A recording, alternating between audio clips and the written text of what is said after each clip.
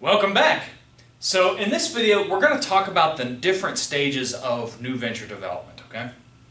So the first, and I always say, it's like transforming from idea to opportunity to organizing or entrepreneuring, if you want to use process terminology, okay?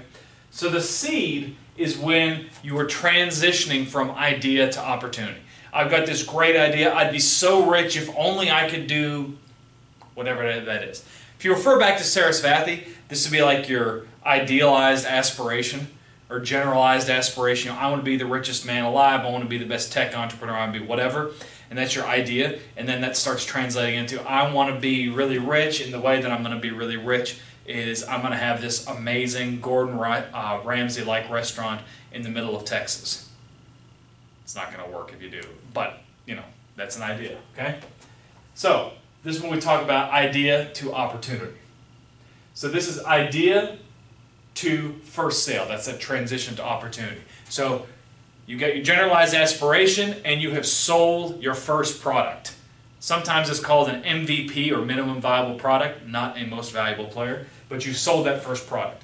So again, to use that restaurant example, when you sell that first hamburger, you sell that first steak, you sell that first item that you have manufactured with your hands, your sweat, your tears, your blood, and your love. You're also going to be working on prototyping, and also that could include your feasibility analysis, right? And by the way, these are all kind of in no particular order or anything.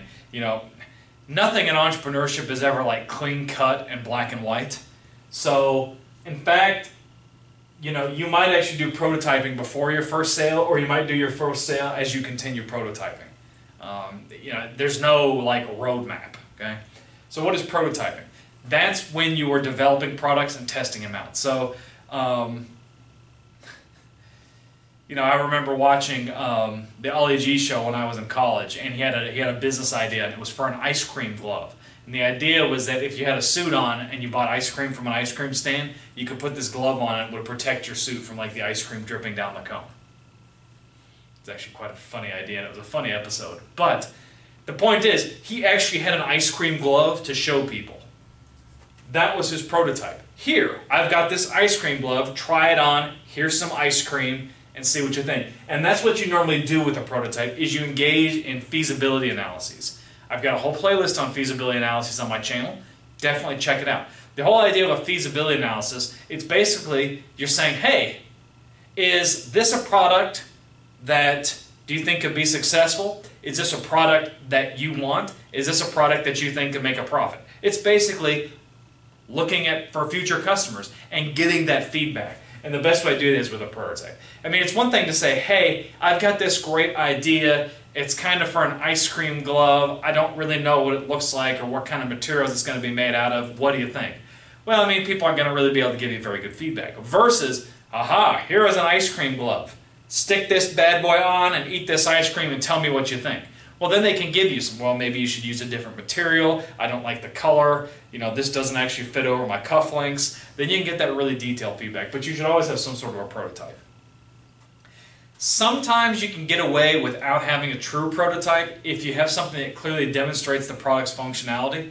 I know there's a lot of software developers that may not actually have a fully developed software prototype right then, but they've at least got like a process or a flow map so that you feel like you can really understand what they're doing, or they may even have a demo that provides limited functionality, and that can work too to get that really good feasibility analysis. But again, and it's a delicate dance that you're doing, right? Because if you do like the perfect prototype and you spend all your sweat, blood, and tears on it, and then someone says, well, you forgot this, or I need this, or whatever, you've wasted a lot of time.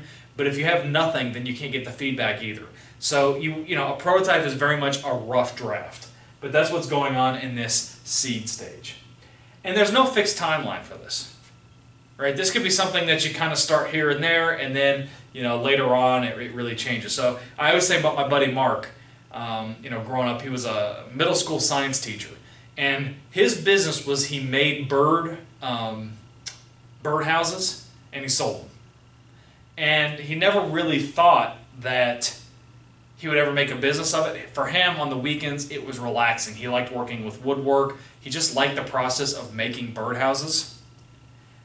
but then he'd just like keep them in his garage, right? And this went on for years until finally his wife had had enough, and she said, "Mark, either get rid of these birdhouses or throw them away." And so Mark started giving away these birdhouses, like just to friends. Like you go over to someone's house for dinner, instead of bringing a bottle of wine, Mark would bring a birdhouse. Yes, I know it's weird, but turns out people like, "Mark, I really like the birdhouse. Thank you." And then they go, "Mark, do you have any other birdhouses? I'd like to give one to my friend." Then Mark would give one to the friend, and then Mark started selling the birdhouses, and eventually started employing people and everything else. But this whole process took place over like 2 decades. From him making his first birdhouse, which is weird, right? Because the prototyping, see, it happened way back here, but he didn't actually sell anything. And the feasibility analysis was in the giveaways, and that took years. I'm not even sure that it ever was exactly an idea for a business, even though he was giving them away. So you see, these are things that will happen, but the order, is anybody's best guess. So this can happen over decades like Mark, or it could be something like, someone develops a product, and then, even that same day they're already selling it. It's very much what we might call a chirological process versus a chronological process. Those of you that have been watching my channel, you know me, I talk about this all the time. Chronological is watch-based time. It took Mark like 2 decades to get his business going, versus chirologically, how much time did Mark actually spend on it? What number of steps did Mark take? Mark took exactly 10 steps to turn it from making birdhouses for fun to actually having a viable business, right? The 10 steps he could have done all of that kind of business in a week, or it could have taken him 2 decades. Who knows? It doesn't really matter. Okay, at least in terms of trying to describe Mark's process. So that's why we say no fixed timeline.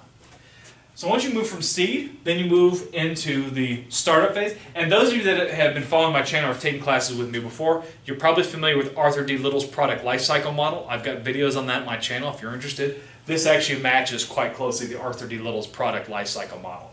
This could be considered like an introduction or pre-introductory phase. Okay, this could be part of the introductory phase. This is when you move into sales to break even. In other words, you're no longer losing money on your business, right? So you're making enough money to cover the costs of employees, real estate, materials, etc. Now, sometimes there's a lot of entrepreneurs, though, where the break even actually moves right in the seed, right? Maybe you're making, again, like Mark, for example, he was breaking even, well, almost immediately because he already had the birdhouses, so he was just selling them for a profit right off the bat. So this sales to break even was kind of in between his seed and startup, or you could have even put it in the seed phase, right? So it's not like a perfect division, but we're just doing this to kind of help facilitate your creativity. This is when you start improving the product or service, right? So like with Mark and his birdhouses, maybe people like different colors of roofs or different kinds of wood. He gets a better feel for the customer and is better able to offer them the products that they want, okay? Continuing to grow the customer base, as the word gets out, people start buying more and more stuff. And then, of course, being efficient and scaling up. In other words, this is when you start shifting away from maybe product innovation to process innovation. How to make those products more efficiently than you did before, okay? And then, like in Mark's case, what he wound up doing is buying a big aircraft hangar and then putting it in the back of his property, and that turned into his workshop where he employed people, okay? So instead of just Mark working on birdhouses, and then he has a small staff of people helping him, okay? Growth. This is when you say you launch new lines and you launch new markets. Now, Mark didn't actually do, and by the way, not everybody will ever enter this phase, right? There's a lot of small businesses, they'll move from seed to startup and they'll never really go into growth, and that's okay, right? They may never actually enter the growth phase. I think I mentioned, the acupuncturist, right? She'll never enter the growth phase, okay? This lady has an acupuncture business. It's just her. She works in her shop by herself. She doesn't want employees. She doesn't want to deal with any of that. She just wants to help people with acupuncture, okay? If she wanted to grow, she'd have to hire another employee and do all this other stuff that she doesn't want to do. So she'll never enter the growth phase. She will never launch a new product line. It's not going to happen. She doesn't care. And that's totally fine. However, when we're talking about things like entrepreneurial finance, this is describing ventures that will probably want to go into this growth phase. Mark is a good example. You'd think he wasn't going to grow, but he decided to hire 6 new employees, and that was working out pretty well for him. So launching new lines. Okay. So again, to use Mark's example, so Mark is making birdhouses, and then maybe he makes little figurines, maybe he makes bird perches, maybe he makes things for cats too, all sorts of things. And entering new markets, right? Maybe Mark decides to enter the furniture business too because he really likes wood carving, and why not? How different is it from making different kinds of birdhouses and pet accessories to making furniture? So maybe that's what Mark does. Now, there may be some new initiatives that are losing money, but the main product line sustained growth. The best example that I can think of for this would be the Virgin Group. So, there was the Virgin Music Group. So Richard Branson had this line of music and stuff like that. And the music and all the royalties from that was what was really making all the money. But then he turned that into like the airline, the Virgin Atlantic, and then Virgin Galactic with the space stuff and all this other crazy stuff. And yeah, all that stuff lost money like crazy, but it was all financed by the music piece of the Virgin Group. And so that was okay. That's what we mean by this new initiatives are making, may or may not be making money. In fact, they may be losing money. But the main business is covering for the losses. Growth is the key driver. This is the point where you got to go big or go home. You've got to get as big as you possibly can if you're going to enter this, right? So this is very much like the growth on Arthur D. Little's product lifecycle model.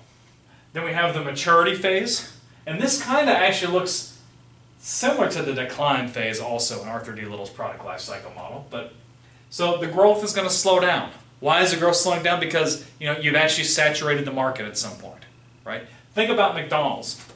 Well, the McDonald's, you could argue, is somewhere between growth and maturity. But let's face it, there's a McDonald's like everywhere in the world, right? The market for fast food is very well established. You can only grow so much. So there's slowing in growth. I call this the stale bureaucracy. Organizations kind of get fixed into routines and processes, and they like it that way. New ideas don't really happen as much. That's time for a corporate entrepreneurship initiative. The market and the competitive landscape, you know who your competitors are, you know all about your customers, you've got that data, everything's established, and you're really at this point looking a lot more like a very well-established firm than you are like an entrepreneurial enterprise. And of course, there's always that risk of disruption, right? Because you get complacent, the new thing can come. Again, think of Blockbuster, right? Blockbuster was like the thing for video rentals, okay? They get kind of stale. The CEO of Netflix comes and says, I'd like you to sell my idea to you. They laugh him out of the room because everything that they're doing right then was working then fine. Netflix killed Blockbuster. Disruption definitely happened, okay? Because Blockbuster lost its entrepreneurial edge. A good firm will be something like Virgin or Tesla that's always doing these new initiatives to kind of keep things fresh, to kind of keep these new initiatives so that they can continue to grow into these new lines and these new markets. Okay. Hope you've enjoyed this discussion. I'm looking forward to seeing you in the next video.